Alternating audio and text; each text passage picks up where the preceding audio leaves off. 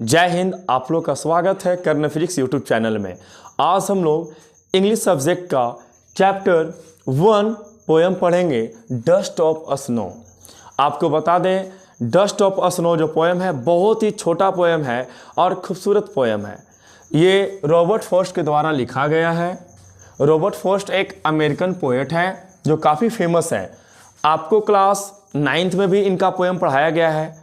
अब कौन सा पोएम है आप प्लीज़ कमेंट सेक्शन में लिखिएगा, ठीक है। मतलब आपको क्लास 9th में मिले, 10th मिल रहे हैं, 11 12 सब में मिलेंगे, मतलब पीछा नहीं छोड़ेंगे आपका, ठीक है। अब यहाँ सोचिएगा, आज हम लोग इस पोएम के माध्यम से देखेंगे कि जो आप अंधविश्वास माइंड में पाले हुए हैं कि बिल्ली रास्ता काट दिया तो हम जाएंगे, हमारे साथ गलत हो जाएगा, ऐसा कुछ नहीं होता है। कोई भी चीज़ छोटा से छोटा, बड़ा से बड़ा, अगर आप माइंड में अंधविश्वास पाले हुए हैं उसको आप दिमाग से निकाल के फेंक दीजिए। बहुत लोग क्या मानता है कि गए और चप्पल उल्टा है तो चप्पल हम सीधा नहीं करेंगे तो कुछ हो सकता है हमारे साथ। कुछ लोग मानता है कि एक बार माथा टक्कर हो गया, दूसरा बार नहीं टकराएंगे तो मेला में भुला जाएंगे। तो ये सब जो माइंड परसेप्शन पाल के साथ बैठा हुआ रहता है, ऐसा कुछ भी नहीं होता है। बहुत तो ये भी मानता है कि सुबह सुबह हम इसको देख लिए, आज मेरा पूरा दिन खराब जाएगा। ऐसा होता है क्या? ऐसा नहीं होता है। तो यही सब अंधविश्वास को मतलब प्रति एक पोयम लिखे हैं। कौन? Robert Frost. आपको बार बार राइटर का नाम हम बोल रहे हैं ताकि आपको याद कर लेना होगा, एग्जाम में 1 मार्क्स में आता है। तो इस पोयम के अकॉर्डिंग क्या यहाँ सुनिएगा। अच्छा, पहले ये देख लीजिए कि राइटर का पूरा नाम क्या था। तो रॉबर्ट ली फ्रॉस्ट। इनका जन्म यहाँ, मृत्यु यहाँ पर लिखा हुआ है और यह एक अमेरिकन पोएट थे। पोयम के अकॉर्डिंग हम बताना चाह रहे हैं, पोयम को समझाने से पहले ये पोयम क्या कहना चाह रहा है उसको थीम समझते हैं। रॉबर्ट फ्रॉस्ट बहुत ही रिग्रेट थे। रिग्रेट नेट मीन्स कि सैड थे, उदास थे। वो कोई चीज़ मतलब माइंड में रखे हुए थे, उदास थे वो बहुत ज़्यादा। वो मतलब बिल्कुल मूड़ी नीचे करके ऐसे जा रहे थे, ठीक है, मतलब बड़ा उदास जा रहे थे। और होता है क्या, रास्ते में एक पेड़ रहता है जिसका नाम है हेमलक ट्री, और वही पेड़ के ऊपर क्रो बैठा हुआ है। सर, ये जो राइटर है यही आखिर पेड़ और यही बताओ पक्षी के बारे में क्यों यहाँ पर डिस्क्राइब किए? यहाँ पर राइटर के द्वारा 2 यहाँ पर सिंबल यूज़ किया गया है, एक आपका क्रो का और दूसरा हेमलक ट्री का। आपको बता दें, क्रो भी हमारे समाज में डेथ का सिंबल माना जाता है और हेमलक ट्री जो होता है एक टॉक्सिक प्लांट है। डैट मीन्स ये भी डेथ का सिंबल है। डेथ मीन्स मतलब कुछ खराब हो जाएगा इनको देखने से, मतलब दोनों अशुभ माना जाता है। तो ये यही दोनों वर्ड को यूज़ करके समझाते हैं कि अंधविश्वास जैसा कोई मतलब कि कुछ ऐसा आप जो मानते हैं माइंड में कि ये हो जाएगा, इसको देखने से ये हो जाएगा, बिल्ली के रास्ता काटने से हमको गलत हो जाएगा, ऐसा कुछ नहीं होता है। तो होता क्या है कि रॉबर्ट फ्रॉस्ट एक जा रहे होते हैं आराम से और रास्ता में पेड़ है हेमलक ट्री, जो कि सब लोग उसको मतलब शुभ मानता है, और वही पेड़ के ऊपर एक क्रो बैठा हुआ रहता है, कौवा बैठा हुआ रहता है, वो भी अशुभ माना जाता है। अब बता दें कि उसी के नीचे से जाते हैं और जहाँ पर कोल्ड प्लेसेस होता है वहाँ पर बर्फ़ गिरता है। तब बर्फ़ के गिरने की वजह से पेड़ पर काफ़ी बर्फ़ का टुकड़ा, छोटा छोटा टुकड़ा था। होता क्या है, जैसे यहाँ से गुजर रहे होते हैं तो ये कौवा क्या करता है, थोड़ा सा मतलब हिलाता है यहाँ पर डाली को, और कुछ जो बर्फ़ का टुकड़ा है, छोटा सा पीस, यहाँ पर उसके लिए डस्ट ऑफ स्नो का प्रयोग किए हैं। अब पूरा बर्फ़ गिर जाएगा, मतलब ऐसा मत समझिएगा आप पहले से उदास थे, या पूरा बर्फ़ गिरा तो और इनका नुकसान हो जाएगा, ठीक है, और उदास हो जाएंगे, ऐसा कभी नहीं है। यहाँ पर एक छोटा सा टुकड़ा गिरता है, इनके शोल्डर पे गिरता है।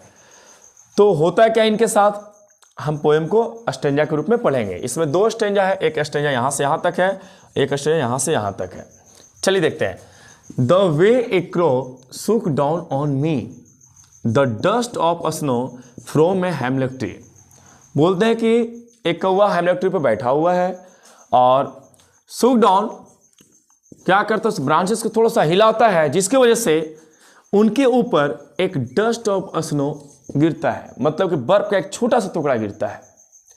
किनके ऊपर? रॉबर्ट फ्रॉस्ट के ऊपर। कहाँ से? तो हेमलक ट्री पर से। कौन गिराता है? क्रो। ये पोयम यहाँ तक बोलता है।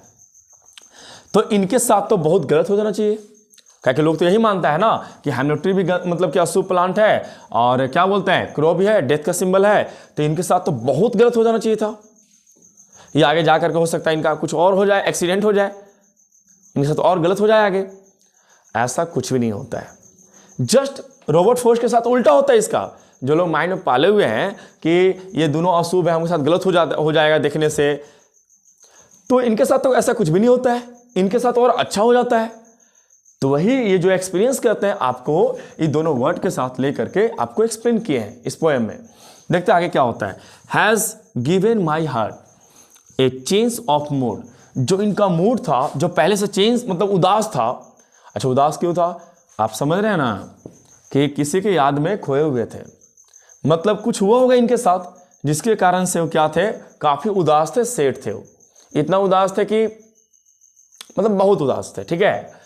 तो वही बात होता है कि जो पहले से काफी उदास थे और इसको बर्फ का टुकड़ा गिरने की वजह से इनको क्या होता, पूरा का पूरा मूड ही चेंज हो जाता है। मतलब जो पहले सेठ थे अब वो हैप्पीनेस में बदल जाता है। देखिए, a change of mood and saved some part of a day I had rued. इसका मतलब क्या है, हम लोग लाइफ में प्रॉब्लम्स को, छोटे छोटे प्रॉब्लम्स को बड़ा बना लेते हैं। और सुबह हम मान लीजिए कि उठे, अब पापा डांट दिए, अब उस माइंड में उसको रखे हुए हैं, तो होता क्या है कि दिन भर सोच रहे हैं कि पापा क्यों डांट दिए, काहे डांट दिए, नहीं डांटना चाहिए था पापा को। तो पूरा दिन आप खराब कर लेते हैं। चाहे तो आपका कोई दोस्त कुछ बोल दिया आपको, जिसकी वजह से आप पूरा का पूरा अपना सोचने में, ओवर थिंकिंग करने में पूरा दिन खराब करते हैं आप, उस समय बर्बाद हो गया आपका। इसलिए आपको बता दें कि नेचर के पास मतलब पूरा का पूरा इतना शक्ति होता है, पावर होता है कि ह्यूमन को क्या कर सकता है, उसके मतलब कि नेचर को चेंज कर सकता है। नेचर डैट मीन्स कि अगर उदास है तो उसको हैप्पीनेस में बदल सकता है। आप बता रहे कि काफ़ी उदास बैठे हुए हैं, अचानक से मौसम चेंज हो गया, पानी होने लगा, एकदम ठंडा ठंडा हवाएं बहने लगा, तो आपका एकदम से मूड चेंज हो जाता है। तो नेचर के पास इतना शक्ति होता है कि आपके मूड को क्या कर सकता है, चेंज कर सकता है। तो वही इनके साथ भी हुआ, जा रहे थे और कुछ ऐसा हुआ, मूड चेंज हो गया। और एक चीज़ और यहाँ पर सीखने को मिलता है कि इनका जब मूड सही हो गया, जिसकी वजह से इनका पूरा बाकी दिन क्या हो गया, सेव हो गया, बाकी का दिन खराब नहीं गया। जैसे आपको बता दें कि कुछ लोग क्या होता है कि कुछ माइंड को, अगर मान ली कुछ बात को माइंड में रखता है, तो उसके चक्कर में एक दिन, 2 दिन, कहीं तो 1 साल, 2 साल दिन खराब कर लेता है। तो इनके साथ यही दोनों की वजह से बाबू, जो समाज इनको मतलब अशुभ मानता है, कौवा को और हेमलेट ट्री को, इसे हिंदी में धतूरा मतलब निकलता है, इन्हीं दोनों की वजह से इनका मूड चेंज हो गया और बाकी का समय बच गया और इनके साथ तो अच्छा हो गया। तो ये इनके माइंड में आया कि समाज के द्वारा जो परसेप्शन बैठाया गया है ये गलत बैठाया गया है। चलिए, तो काफ़ी अच्छा मैसेज रहा इस पोएम से। और इसमें क्या है कि कुछ कुछ वर्ड है उसको ध्यान समझेंगे। हेमलेट ट्री का मतलब यहाँ पर पॉइजनस प्लांट, रूट का मतलब होता है हेल्ड इन रिग्रेट। पहले इसमें एक चीज़ और समझ लेते हैं हम लोग, राइमिंग समझते हैं। राइमिंग क्या होता है, जैसे कि गाना नहीं होता है, मैच करना वर्ड को, उसी जैसा मिलना चाहिए, ठीक है। जैसे पानी तो दानी मिल जाए, ठीक है, इस प्रकार से। तो देखिए ध्यान से, यहाँ पर थोड़ा सा हम इसको इरेज करेंगे। यहाँ पर क्या है, क्रो है, तो यहाँ देखिए स्नो है, तो इसका साउंड लगभग सेम जैसा आ रहा है। यहाँ मी है, तो यहाँ पर क्या है, ट्री है, लास्ट में डबल ई है कि नहीं है, तो इसका साउंड एक जैसा आ रहा है। तो राइमिंग कैसा हो गया, ए बी, मतलब इसका ए हम रख दिए, इसका ए रख दिए, तो इसका भी रख दिए। यहाँ पर देखिए, यहाँ हार्ट है, लास्ट में टी आ रहा है, तो यहाँ पर क्या है, पार्ट है। इसको हम सी नाम दे दिए, तो इसको भी हम क्या दे देंगे, सी दे देंगे, नोट डी, सी देंगे।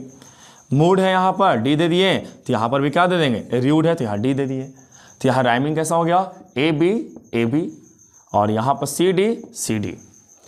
और एलिट्रेशन का मतलब क्या होता है, ऐसा वर्ड जो सेम लेटर से स्टार्ट होता हो। जैसे यहाँ देखिए, सेव्ड एस से स्टार्ट हुआ है और सम ये भी एस से स्टार्ट हुआ है, तो ये दोनों क्या हो गए, एलिट्रेशन हो गए।